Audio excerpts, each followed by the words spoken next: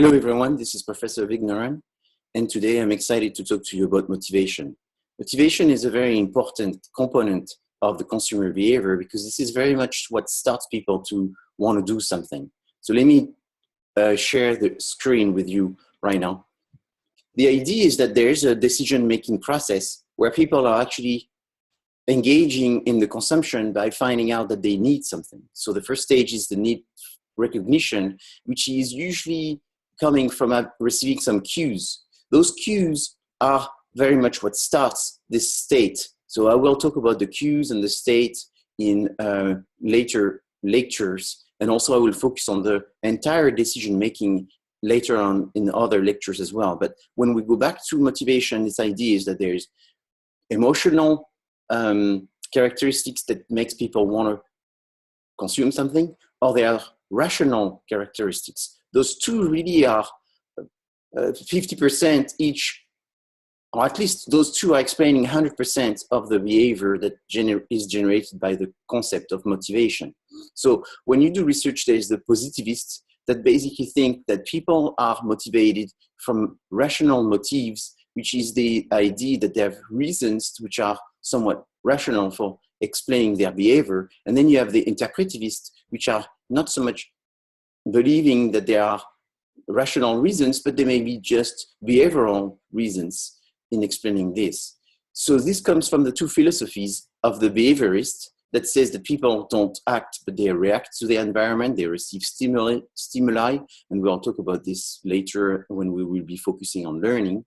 And then there's the cognitive school philosophy that says people have some needs that they try to achieve, and so this is what explains their behavior.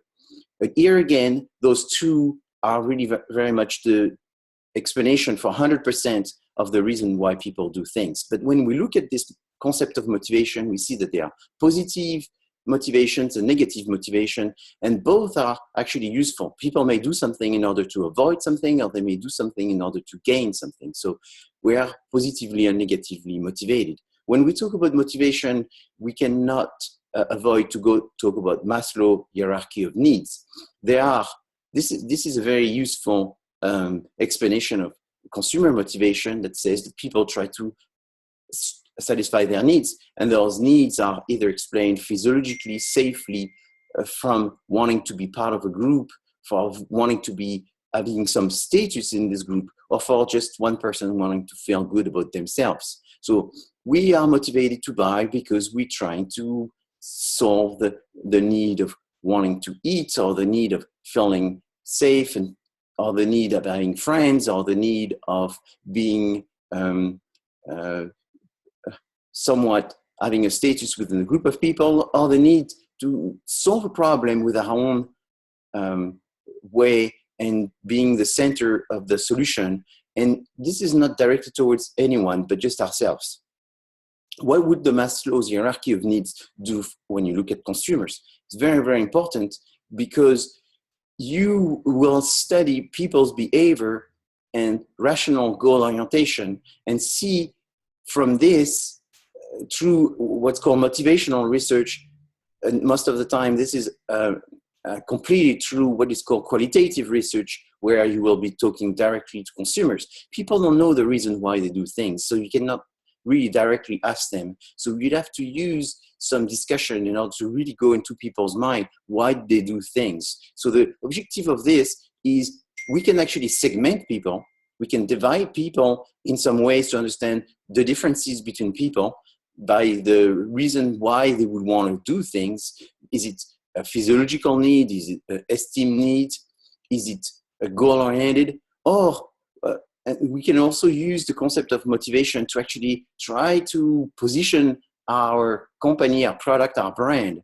And positioning is one of the most difficult concepts. And here in positioning is we will try to see what is it that the consumers want the meaning of our brand to be, based on the motivation that we think they will achieve through our brand, and also based on the solution that we provide through our brand. So here's a concept from 24 Hours Fitness that shows that there are 4 main reasons why people go to the gym: muscle, performance, lean, and fitness. So these could be one of the positioning that you would want to achieve, based on the fact that consumers are really looking for one specific or several of these. When we actually analyze the motivation behind it, is we find that for each of those four, there are specific components of what people want, the motivation behind it. And therefore, it's very important to understand the whys.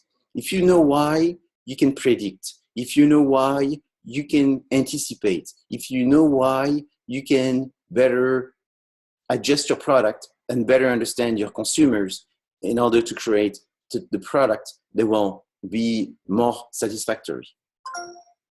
This concludes this short video on motivation.